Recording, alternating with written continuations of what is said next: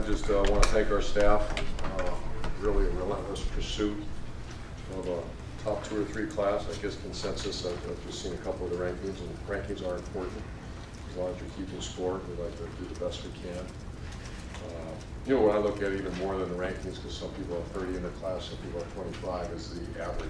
I just think that's kind of appealing for me to know that we're one of the top teams in the country as far as quality player. And once again, this is all, what's it really mean? Nothing.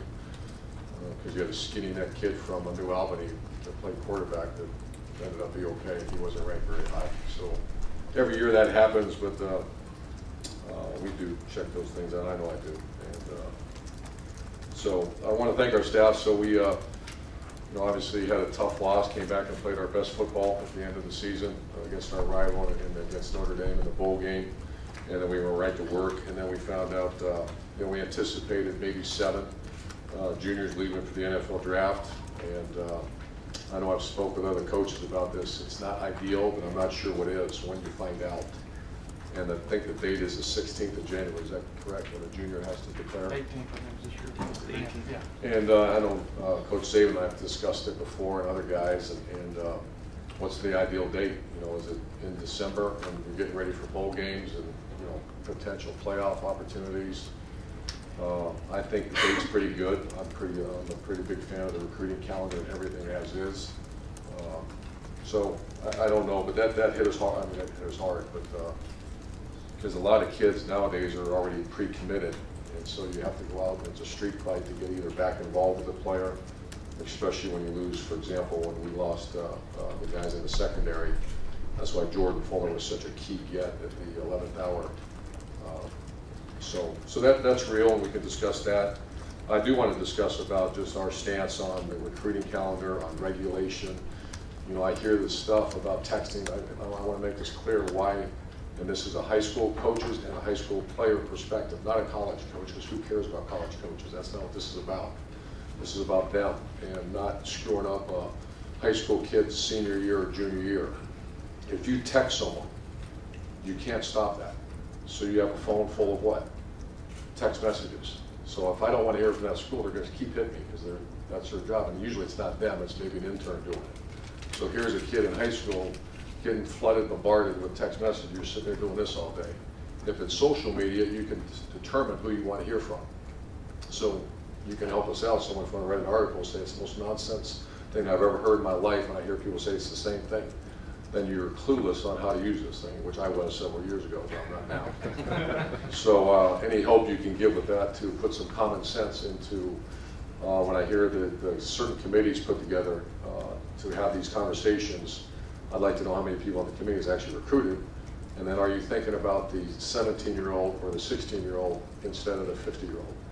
And that's what we have to continue to do, and we push that very hard here at Ohio State, and Gene supports that, I know. And so regulation is big. For example, another nonsense rule came across our face a couple years ago and said unlimited mailings, unlimited, you can send whatever you want to send. That's once again, that goes in the stupid column of not thinking things through. So regulation is big.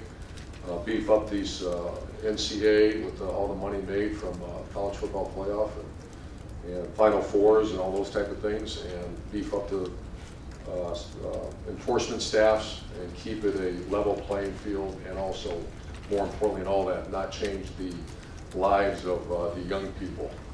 I'm a big proponent of a July dead period from start to finish, nothing allowed. Let the players go enjoy their families before they get ready for a very long season. Let the coaches enjoy their families as they get ready for a very long season. The NCAA has done an excellent job with the dead period during Christmas, and I'm much appreciative of that.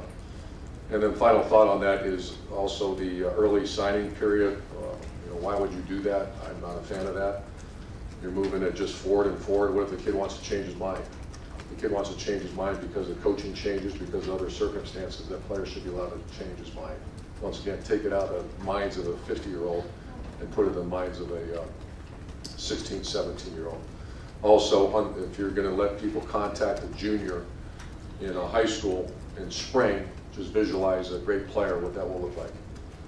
So don't go to class the month of May because you're going to be meeting with coaches all day long. And of course that doesn't make sense to do that. And they say, well, coaches are doing it anyways. Well, fire the coaches, fine the coaches, and put the schools on probation for the schools that are doing that.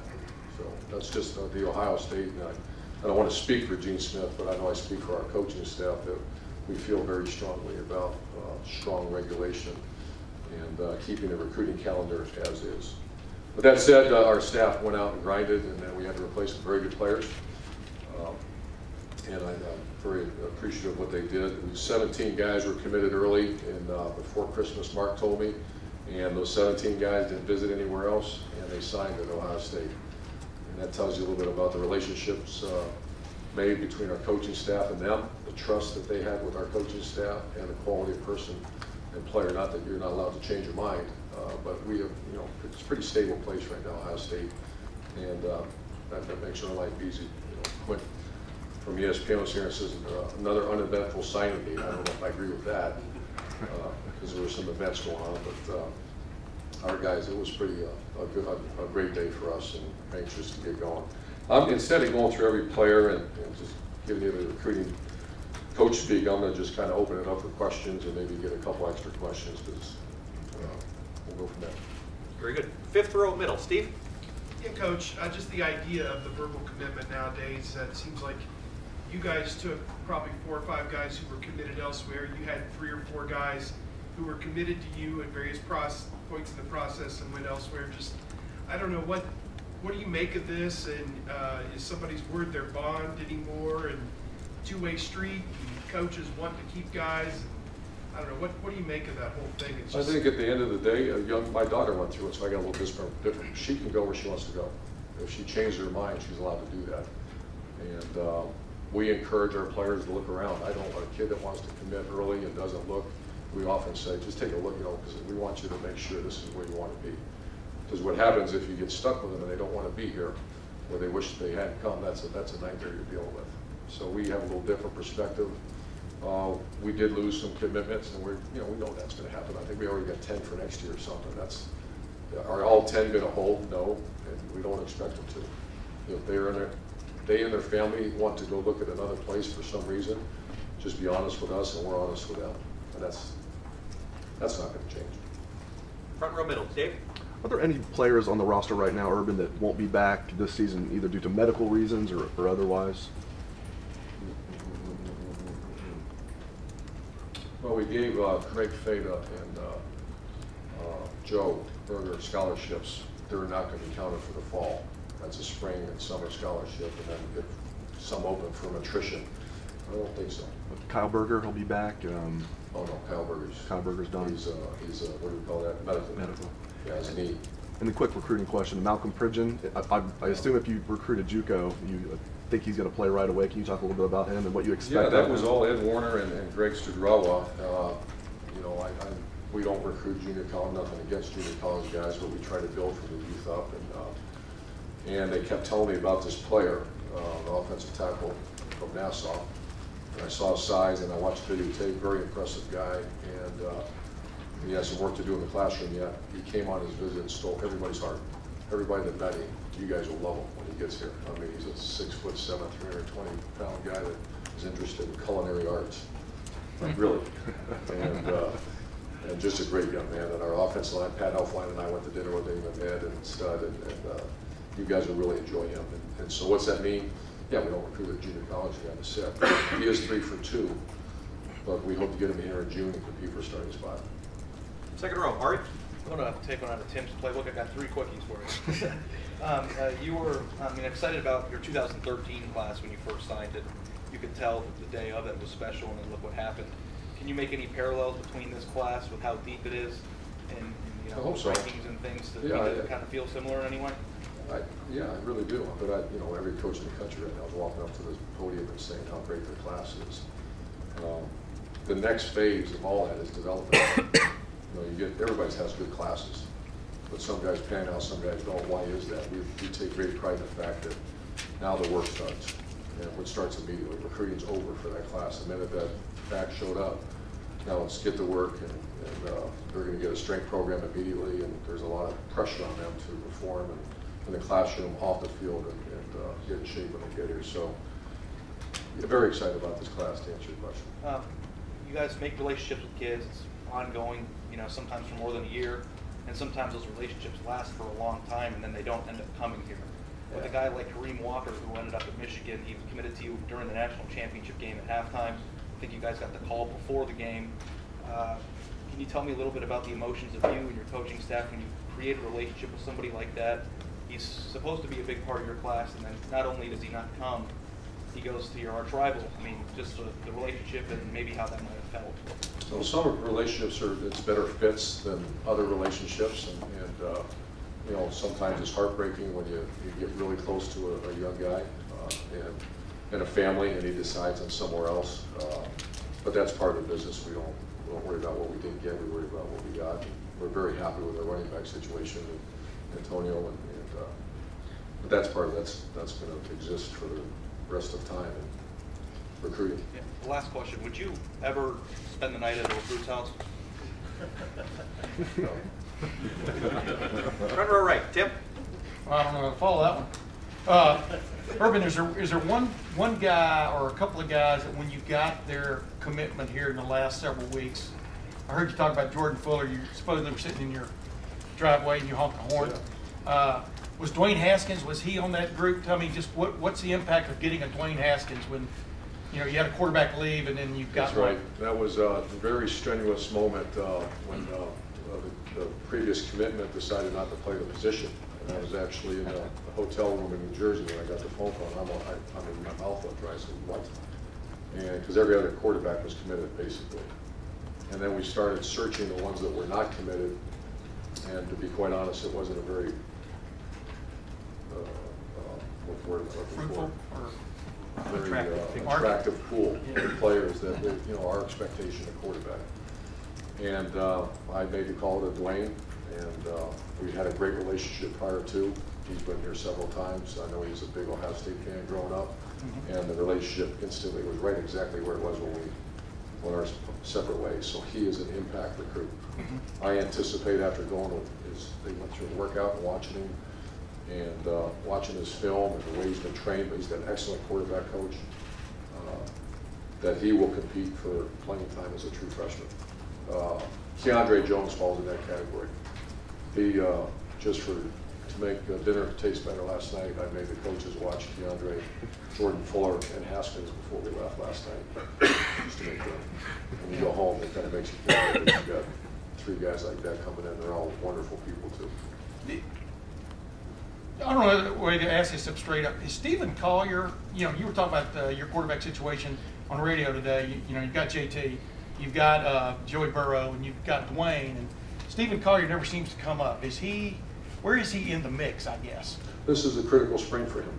You know, what's it going to be his third year? Yeah. So this is the time for him to produce. He works his tail off, and to get in the mix, you got to be pretty good because Joe Burrow's really moving, and then the one that's walking through the doors in June is really good. So, you know, it's all about competing and making the spring's huge for Steven. Yeah. And then last thing, at least for me, defensively, who do you see really impact? You just talked about Keandre Jones a while ago. Jordan Fuller. Do you need these guys to make an impact? Absolutely. Nick Bosa is an automatic. We're not going to, I say this every year, I do not want to redshirt these guys. That's not our plan. We do not recruit you and say, let's sit them down for a while. We want to play them immediately. If they're good enough after 3 years and they want to go to the NFL, that's their choice. We want to get a degree. But the days of fifth-year guys, you know, at Ohio State, they don't usually, if they're around for 5 years, something happened, or they're not good enough, and, or they were beat out. Yeah. But our way of recruiting is like the 2013 class, 2000, you know, like we're doing it, go play. So this class, I would anticipate a lot of guys playing. Third row right, Tony. Coach, regarding Gavin Cupp, who basically gave up his spot on another team's commitment, you know, in that class for a chance to become a Buckeye. What does that say about him? Incredible. And then, do you also feel an obligation to give him a longer look because of what he gave up? Yeah, great question. The Gavin Cupp stories, this is a credit to him. He wanted to be a Buckeye. He was committed somewhere else in the Big Ten, and knew that if he came to our camp, there's something might happen, and that's cool. I don't know the whole story, but I don't think he was part of the class anymore. And I went down and I stood and watched him because I knew what was going on. And but I don't micromanage that position either. That's up to the line coach and the coordinator to present to me. But I gave that an extra look. That's tough. But we didn't give it to him because we felt sorry for him here. Second row middle, Ryan. Last year, you talked about how you were up all night with the Mike Weber thing and Isaiah Prince and a few others. This year, the class got done, for the most part, a lot earlier.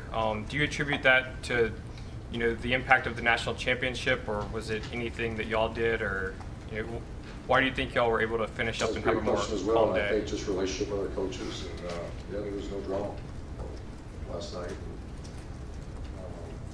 That was it.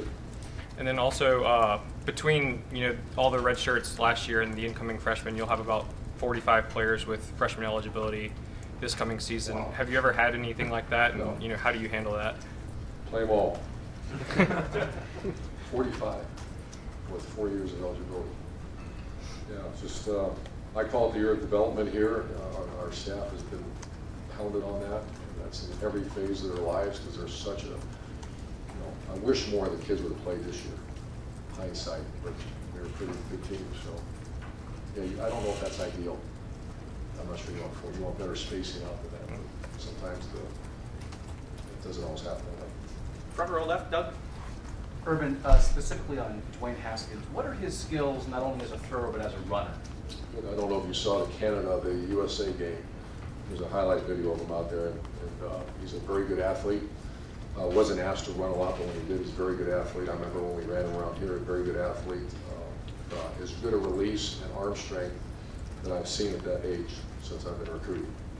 If you go watch his highlight tape and just watch the ball come out of his hand, his arm strength, he's a good 6'3 plus. And the quarterback coach, like I told you, we're going to actually have him come in here and meet with us because he's that good. The fundamentals that Dwayne Haskins possesses right now is as good as I've ever seen a young quarterback.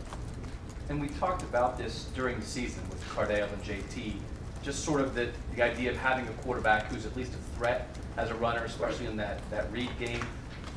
When you recruit quarterbacks, whether it's Joe Burrow, whether it's Dwayne Haskins, whether it's whoever else is coming down the pike, do you have to have that? Do you have to see that ability to be a run threat at least? Yeah, and I think Alex Smith is probably the best example we've ever had. That he certainly was a run threat. He wasn't JT or Braxton or Tebow, but he was a run threat. We can't have a guy that's just. I don't think those guys exist. I think they're ones in the Super Bowl, Peyton Manning, and maybe Tom Brady's the other one. I think every other quarterback from Roethlisberger to every great college quarterback has that ability to get out of the jam. Now, I don't say he has to run the ball like Braxton. Those are rare guys. But we will not recruit a quarterback that can't extend the play. Because we actually like playing against those kind of guys. And Jess, I don't think we talked about this with the coaching move that was made with Coach DeDrawl coming in here. Was Tim looking to move into an administrative role? Was that just something that had to happen because we needed to make a shift? Yeah, we began conversations a year ago at this time. A lot of it has nothing to do with Tim, quality as a coach. But I made the decision to Ed Warner to be the offense coordinator and to coach all five. I don't know if anybody does that in NCAA in college football. It's too hard. And it showed that, we did a good job and led the league in rushing, I believe, and some other good things, but we still, the last two games were outstanding. 40-plus points, over 1,000 yards against two top 10 defenses, and I need someone upstairs to work together. And that's where he belongs, that's where he's going to be. And so we had to do that. You had to hire a line coach. And I actually tried to hire Stud when I first was hired. He was at LSU, and for family reasons, he couldn't move his family at the time. So he was my first line coach at Bowling Green in 01. All right, we're going to continue on. Folks, I'm going to just have to ask you we're going to just have to hold it to one question so I can try to get as many questions as possible. Second row right, Dave. Yeah, Urban, obviously you guys do your own thing very well, but to follow up on Ari's last question, how much do you guys pay attention to what Michigan is doing? Obviously it's probably been hard to escape the constant headlines. Just what do you think of some of their tactics? How much do you pay attention to them, and does it cause you to reevaluate? I was asked the other day about that we certainly monitor everything, not just them, but the eastern side is one of the most competitive conference divisions in college football, so we know everything that everybody's doing. We monitor the best recruiting schools in the country and see what they do. I made the comment that we're going to look at mailings, graphics. However, we have to remain true to ourselves. And who are we? And who am I? And who do I like to hire? And how we, our focus is on real life Wednesdays and graduation life after football. And if you're blessed enough to go on to the NFL and win some championships along the way, we're not going to stray from that. That's been Ohio State style for as long as I've been alive. That's not going to change. So. But I'll tell you this about our conference. They're recruiter tailed off. Big Ten's on fire right now, and I can tell you on a national respect, I can feel it, I've heard about it, guys are really working. So it's very good for the Big Ten Conference right now. And real quickly, very, very off topic, coaches back in the old days used to use their platform for political endorsements, that kind of stuff. These days, that's very taboo. Coaches trying to stay out of the mix. Gene thought it'd be a good time for me to tell you my thoughts on the election coming up. I was going to say, I mean, obviously, Gene, is it okay? Obviously, all eyes are. Why is it? We see that with coaches. Why is it? Do you feel it's most appropriate in your role just to kind of stay out of the mix? What's your take on all that? Well, my job description is very clear, and that's to coach Ohio State football, and the focus is on 17 to 18 to 22-year-olds. I just have some strong beliefs, but I'm not going to share that with you guys. I don't think that's appropriate. Far left, Kevin. I wanted to ask you about a couple of the local guys. Jonathan Cooper's already here. You can't really do much with him, but he works with the strength coach, and then also about Malik Harrison as well, who just committed and signed today. Yeah, that's Luke. Luke knew him for 2 years. His basketball highlight video is worth watching if you haven't seen it yet. It's ridiculous. We sent at least 4 coaches to watch him play. He's one of those typical Ohio tough guys that we think is going to develop into something. I can't tell you what position he might be, as a hand-down rushing a quarterback someday, like Sam Hubbard. He might be a outside backer like a Darren Lee, or he might be a tight end H-back. You just don't know. We just really liked his parents. We love the fact he wanted to be a Buckeye. And Ohio kids like that usually turn out really well. Far left, Matt. Slightly off the topic of recruiting, but when you turn on the Super Bowl on Sunday, you got 5 guys who are formerly Ohio State, on the coach. What does that do for you, the program, and maybe a dovetail in terms of recruiting? Well, we're using it now. I mean, that's everybody talked about what do we do to sell our? Do we have to do certain things to sell our program? Someone asked that question. The Super Bowl, that's going to be very fresh news to every recruit in the United States of America. The fact on Pro Day that's going to show up here in the month of March, I think it is, it will probably be the biggest pro day in the history of college football. I don't know how you gauge that. The draft, people are throwing around numbers like 15 players or something, or maybe potential 6 first-rounders. Those are, and then you throw on the highest graduation rate and highest APR in Ohio State football history. And a 50-4 record, we focus on things you just mentioned. So there's a lot of things to sell here, and it's Mark's job and our job to make sure that that's out in full force. Second row left, Lori. Coaches, some of these wild recruiting stories get out there. Do you find that recruits start making wild requests of you? Coach, will you dab for me? Will you ride a seesaw for me? Will you hold a signing event with Hulk Hogan? I mean, does that kind of thing get crazier and crazier as kids become more demanding as they see what coaches will do? I haven't been asked that. No? I imagine that's coming. But it hasn't happened. Middle, Tim. Yeah, Urban, I just wanted to ask you, you already touched on Dwayne and Keandre, but you also had a commit from Benjamin Victor all on the same day a few weeks back. Just wondered maybe what all went into that, all coming on one day, and have you ever had a day on the recruiting trail like that where you got? It was a good day. It was Zach Smith was on him for. He's been on. I mean, at least 2 years we've recruited Victor. Dwayne was very involved in that. Dwayne Haskins is an excellent recruiter, and he fits. I went down there and I wanted to make sure he fit. Because, he's in South Florida. How is he going to migrate up here? But I'm blown away at what kind of quality kid he is. He's qualified. He's ready to rock and roll and go play. But Coach Smith really did a great job recruiting. That was a big get. Right, Austin.